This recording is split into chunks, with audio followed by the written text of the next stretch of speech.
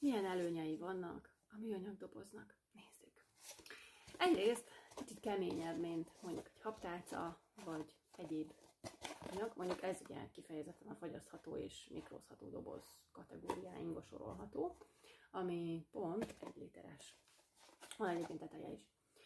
És ebbe beletehető ugye az étel, mikrózható, fagyasztható is, plusz ha bármi van, akkor lehet mosni.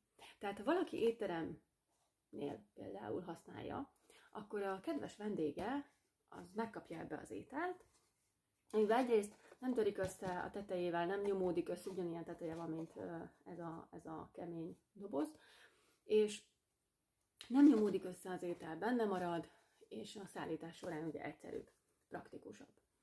Illetve, hogyha megérkezik a vendéghez a házhoz szállított étel, akkor bármi van, egyrészt mikróba beteheti, lefogyaszthatja, ha éppen nem akarja ugye pont akkor megenni, és amikor megette akár belőle a benne található ételt, akkor ki tudja mosni, és bármikor szépen újra lehet hasznosítani. Szóval ilyen előnyei vannak például egy műanyag doboznak. Köszönöm a figyelmet! Sziasztok!